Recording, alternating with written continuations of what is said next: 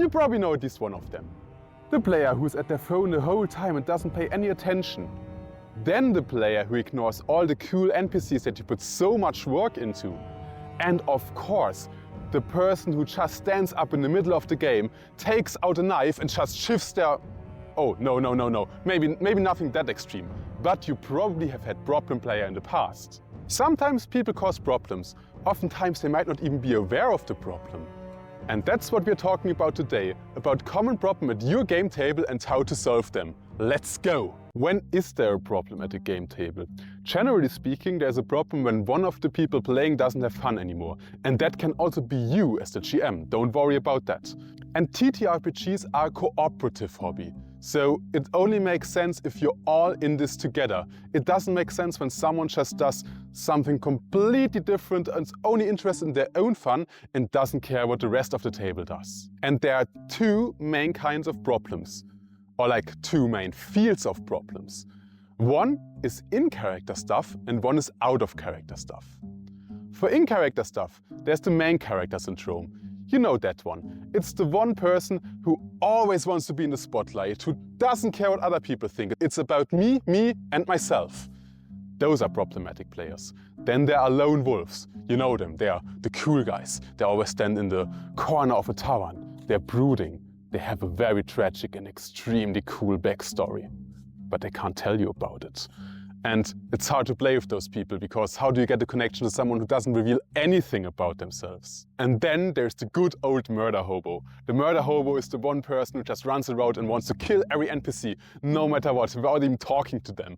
I mean, maybe not everyone, but at least most enemies, hopefully. But yeah, there's also out-of-character problems. There's the person I mentioned at the beginning, who's always distracted and doesn't know what's going on, doesn't know when it's their turn in combat. Really annoying to play with them. Then there's of course the people who always interrupt anyone because they want to show something cool they found on their phone, or because they have such a better idea and because everyone else is stupid. Also quite the hassle if you ask me. Then there's someone you really don't want to play with, and that's a cheat. Like, they make up dice rolls, they have a loaded dice. If that exists, I don't know, I've never really seen it in the real world, but maybe one of you has. Down to the comments with it. And the worst thing that can happen is someone who's just downright abusive. You really don't want to play with people like that, I think. So yeah, how do you solve these problems? The best solution is to solve those problems before they come up. And you can do that by holding a session 0. There you can discuss your playstyle together, you can figure out what everyone expects of the game, and you can already set all the lines and veils. With that done, problems shouldn't really come up. But what do you do if they do anyway? You act like an adult and talk to the person you have a problem with. Yeah, and you do that by talking to them openly, clearly and respectfully. You can use I statements like, hey, when you're playing on the phone the whole time while we're playing, I don't really feel valued because I put a lot of time and energy into this game that we're playing here together. So I would really love if you could put your phone aside when we're playing.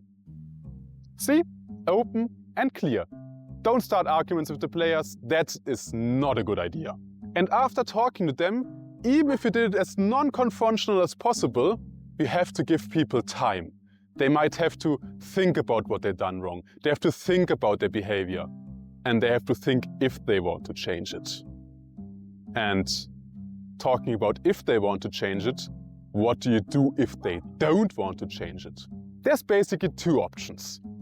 Either you are the only one at the table who has a problem with that, or everyone at the table has a problem with that. If you are the only one who has a problem with that, then it might be the right time to look for a game that gives you more what you're expecting. On the other hand, if everyone has a problem, then maybe it's time for the problem player to look for a new group. But now I can't wait to hear your stories. Have you ever had a problem with a player or even the GM? How did you solve it? Write it down in the comments. And check out Session 0 next. And if you liked the video, leave a like and subscribe. See you next week!